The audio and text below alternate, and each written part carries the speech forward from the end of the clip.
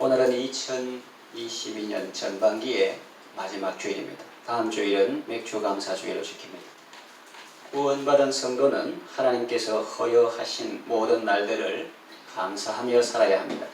특별히 맥주감사주일은 전반기 동안 베풀어 주신 하나님의 은혜를 기억하고 감사하는 날이죠. 그날에 우리의 몸이 나오기 전에 먼저 하나님께서 지난 반년 동안 베풀어 주신 은혜와 복을 한 주간 마음에 헤아려 보고 감사할 거리를 찾아보거나 적어보고 은혜에 대한 감사의 마음을 가지고 예배 자리에 나오면 더욱 의미가 있고 하나님께서도 기뻐하실 것이라 생각합니다. 이 시간에는 하나님께서 우리에게 감사하라고 명하신 이유를 살펴보려고 합니다. 하나님은 사랑의 하나님이십니다. 자비하신 우리의 아버지십니다.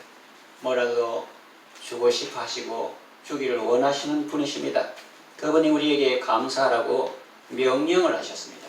부탁도 아니고 권유도 아니고 청유도 아니고 요청도 아니고 명령을 하셨습니다. 왜 명령을 하셨을까요? 첫째는 마땅한 일이기 때문입니다. 시편 136편은 여호와께 감사하라는 말로 시작해서 마지막에도 하늘의 하나님께 감사하라 그런 절로 마치고 있습니다. 그리고 각 절마다 감사할 이유를 쭉 설명하고 있습니다. 감사는 아부에서 나오는 것이 아닙니다. 정직에서 나오는 것입니다. 다시 말하면 성경이 말하는 바와 같이 정직한 자라면 마땅히 해야 하는 것이 감사입니다. 정직은 무엇입니까? 내게 없는 것은 없다고 말하는 것입니다. 내 속에는 선한 것이 없습니다. 그렇게 하는 것이 정직이고 또 있는 것은 있다고 말하는 겁니다. 저는 죄와 악함이 가득하게 찼습니다. 그렇게 있는 것은 있다고 말하는 것이고 또 받은 것은 받았다고 말하는 것입니다. 그렇게 인정하고 그렇게 행동하는 것이 정직한 것이죠.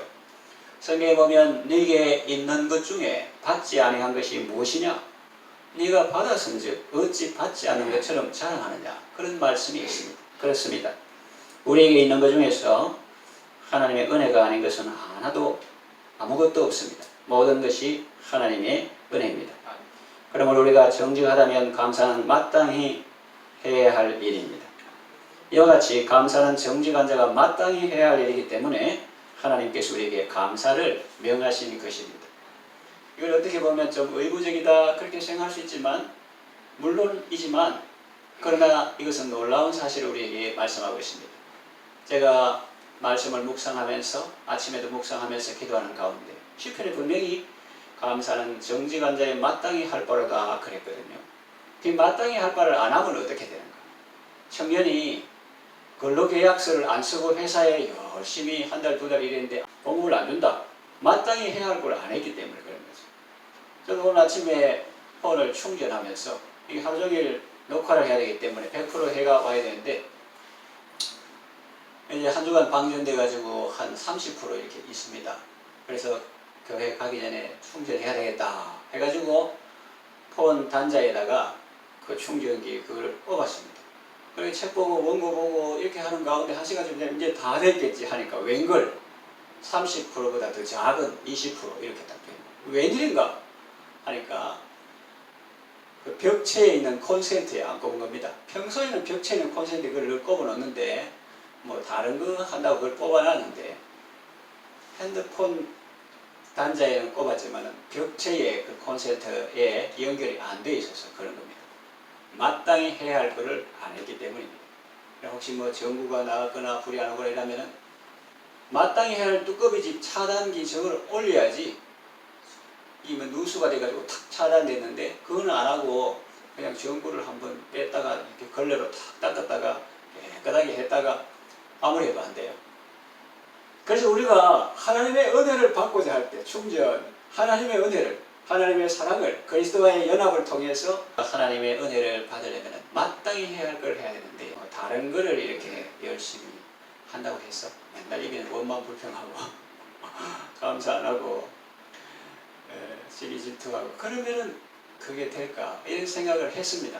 정직한 자가 마땅히 해야 할 일이기 때문에 하나님께서 우리에게 감사를 명하신 것입니다. 두 번째, 명령하면 순종하기 쉽기 때문입니다. 명령하지 않고 그저 부탁했다면 안 할 수도 있습니다. 그러나 명령하면 그 명령에 의지해서 어떤 상황에서라도 감사하게 되고 그러면 하나님과 바른 관계를 맺고 복을 받게 되죠. 예를 들어서 이해하기 쉽게 기도도 그러합니다. 기도도 그래요. 친한 동네 친구 어릴 때 이렇게 뭐 같이 놀던 그런 동네 친구 서울에서 생활하고 있는데 그래서 형편이 어떤 이래 사람 그렇게 어렸나? 너 어려울 때 언제든지 나를 찾아와 줄래? 또 찾아와 줬으면 좋겠다. 한번 찾아와 주지. 그렇게 말했다면은 찾아가기 어려울 것이고 동네 형님이니까 위신상 체면상 그렇게 말한 것이 내가 하면 되겠나? 그러면서 그 시간이 한밤중이라면 자정이라면 더더욱 찾아가기 곤란할 것입니다. 괜히 인사치레로 한 말이라고 생각하면 그 말 듣고 찾아가기가 아무래도 좀 머물거려질 것입니다. 아니면 한 귀로 듣고 한 귀로 흘려버렸을 수 있습니다. 그 말을 들을 때 대수롭지 않게 듣고 잊어버렸을 수 있습니다. 또 들을 때 큰 기대를 하지 않고 자기나 내나 사는 게 비슷한데 큰 기대를 하지 않고 안 찾아갔을 수도 있고 바쁘게 살다 보니 잊어버렸을 수도 있습니다. 그러나 그 형이 성공해가지고 탄탄한 기업을 가지고 있고 또 신실한 사람인데 보더니 니 어째 지내노? 그래? 그럼 니 정말 내 동생 맞나? 지금 우리 찾아와 명령 정도가 아니고 오늘 당장 피곤해도 그 퇴근한 다음에 10시라도 늦으면 12시에 와도 좋아. 우리 집 대문 앞에 와서 저녁 눌러. 알겠나? 그거 안 하면 너는 인간도 아니야. 동생도 아니야. 알겠나? 이렇게 하는 거예요. 명령을 한단 말입니다. 그러면 찾아가는데 전혀 부담이 없을 것입니다. 그 시간이 한밤중이라도 상관이 없습니다. 왜? 그가 강하게 명령을 했기 때문입니다. 그 어떤 사람이 니 오락한다고 원하 지금 밤이 몇 시인데 지금 그 아내하고 같이 편한 옷 입고 여름에 그 형이 온다고 해서 그 밤에 그것도 심야에 12시에 온다고 오나 이렇게 말하지 않는다는 거예요. 자기가 그런 말이기 때문에 인사치레를 한 말을 고지고대로 듣는다는 비난을 받을 일도 없고 또 한밤중에 신뢰라는 생각도 할 필요가 없습니다. 명령을 받았으면 그대로 가면 됩니다. 이 밤중에 왜 왔느냐고 하지 않으십니다. 설사 그렇게 말한다 해도 우리가 하나님 앞에 기도할 때 우리에게는 주님의 약속의 말씀이 있습니다. 형님이 오라 했잖아요. 이렇게 하는 것처럼 주님이 말씀하셨지 않습니까? 그것도 한두 번이 아니고 확실하게 문서로 말로 구두로 한 게 아니라 문서로 확실하셨지 않습니까? 환난 날에 나를 부르라 내가 너를 건지리니 내가 나를 영화롭게 하리로다. 어디 한 군데 뿐입니까? 무엇이든지 내 이름으로 구하면 내가 시행하리라. 또 너는 내게 부르짖어라. 그런 말씀 많이 하셨습니다. 그 명령을 받들고 그 명령을 받자옵고 왔나이다. 그 명령을 받들고 그대로 순종했습니다. 그렇게 말하면 되는 겁니다. 감사도 그렇습니다. 도저히 감사할 수 없을 것 같은 그런 상황 속에서도 주의 명령에 의지해서 감사할 수 있습니다. 한번 해보세요. 인간적으로 될상 싶고 잘 될 것 같고 이렇게 흡족한 그런 것뿐만 아니라 정말로 이해하기 어려운 요셉과 같은 어려움을 당하고 욥과 같은 어려운 환경을 당해도 하나님의 약속의 말씀을 그 명령을 의지해서 하나님께 믿음으로 감사하십시오. 이해하기 어려운 현실 앞에서요. 우리 찬송 가사와 같이 주께서 행하신 일 헤아리기 어렵더라. 어떻게 형들이 동생을 죽이려고 갈 수 있냐? 뭐라도 돈 받고 상인들에게 팔 수 있냐? 이해가 어려워요. 그런데 그 나중에 보면은 하나님께서 하신 겁니다.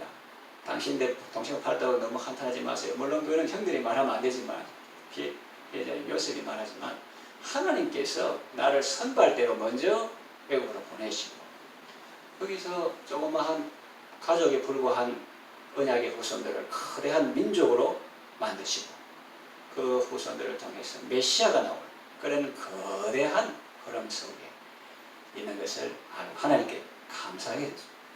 명령하셨기 때문에 어떠한 현실에서도 감사할 수가 있는 것입니다. 그래서 결정적인 순간에 승리하게 하십니다. 하나님께서 큰 복을 주시려는데 그것도 모르고 그 소중한 순간에 그저 눈에 보이는 것만 보고 귀에 들리는 소리만 듣고 원망 불평만 하고 있다면 어떻게 되겠습니까? 복이 와도 제대로 알아보지 못할 것입니다. 영적으로 말하면 눈물로 범벅되고 정신이 나가서 신랑 되신 주님이 와도 알아보지 못합니다. 혹은 누가 웹툰에 그림 그려나는 것처럼 기도의 자리를 지키지 않고 원망의 자리로 갔기 때문에 주님이 선물을 들고 오셔도 만나지 못합니다. 좋은 기회를 놓쳐버리는 것입니다. 그러나 명령에 순종해서 감사하며 내 영혼도 살고 큰 은혜를 받게 됩니다. 그저 부탁하는 정도로 말하지 않으시고 강한 사랑으로 명령해 주신 것이 얼마나 고맙고 감사한 일입니까? 세 번째, 하나님과 동행하는 삶을 살도록 하기 위해서입니다. 사탄은 사람에게 올 때 어디로 올까요? 저 문을 열고 옵니까? 원망 불평하는 마음을 타고 들어오는 것입니다. 그리고 반대로 우리는 언제 하나님의 임재하심을 체험할 수 있습니까? 그것은 감사할 때입니다. 감사할 때. 하나님이 여기 계신다. 그런 걸 체험할 수 있어요. 그래서 시편에 이스라엘의 찬송 중에 거하시는 주여 주는 거룩하십니다. 이것을 일본어로 번역된 성경은 어떻게 번역했냐면 이스라엘의 찬송 중에 거하시는 주여 이것을 풀어놨는데 어떻게? 우리가 찬송할 때 하나님은 그 보좌를 우리 가운데 세우신다. 일어났습니다.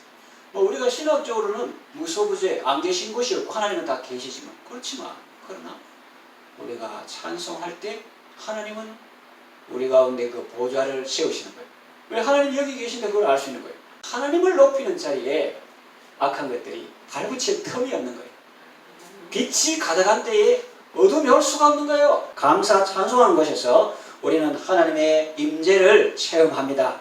언제나 하나님과 동행하는 삶을 살도록 우리에게 감사를 명하셨습니다. 네 번째, 복을 주시기 위해서입니다. 하나님은 선하시며 그인자하시며 영원하십니다. 우리를 사랑하시고 우리에게 복 주시기를 원하십니다. 우리가 하나님의 복 받는 비결은 많겠지만 핵심적인 내용을 한마디로 말하면 만복의 근원이신 하나님과 하나가 되는 것입니다. 상대방을 원망하고 불평할 때는 상대방과 하나가 되기 어렵죠. 그러나 상대방에 대해 감사하는 마음이 있으면 쉽게 하나가 될 수 있습니다. 감사는 최고의 믿음입니다. 그러니까 환경 좋다고 감사하는 것도 아니고 풍요하다고 감사하는 게 아니라 믿음에서 감사가 나오는 것입니다. 하나님을 창조하셨다. 모든 악한 안 좋은 것은 예수님이 다 짊어지셨고 죽으심으로 부활하심으로 이게 영원한 생명을 주셨다. 지금 내가 이해가 안 돼도 하나님은 내 아버지고 나는 하나님의 아들이기 때문에 모든 것이 합력하여 선을 이룬다. 이 믿기 때문에 어떠한 상황에서도 감사하는 거예요. 사람이 그렇습니까?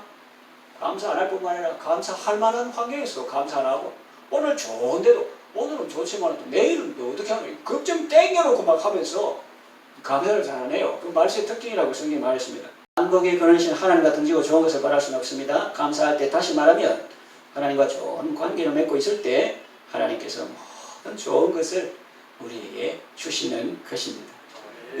감사로 제사를 드리는 자가 나를 영화롭게 하나니 그 행위를 옳게 하는 자에게 내가 하나님의 구원을 보이리라 그랬죠. 감사할 때 하나님의 구원이 어떤 것인지 보여주신다는 말씀입니다. 그리고 감사는 더 큰 은혜의 세계로 우리를 인도하는 것입니다. 그러므로 주께서 우리에게 감사하라고 명하신 것은 무슨 부담을 주기 위한 것이 아니라 사실은 더 큰 복을 주시기 위해서죠. 인생의 참된 행복은 소유의 많음에 있는 것이 아니라 하나님과의 바른 관계 속에 있습니다.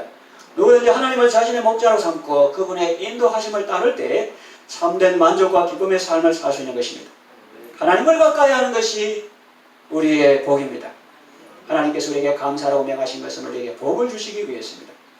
이 말씀을 정리하고 요약합니다. 때로는 부탁보다 명령이 더 큰 사랑이고 배려일 수 있습니다.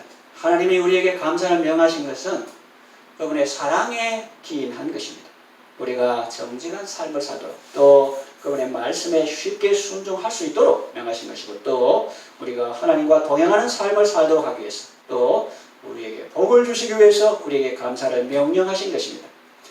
이 사랑의 명령에 기쁨으로 화답하여 평생 감사로 아름답고 복된 삶을 살아가시기를 바랍니다.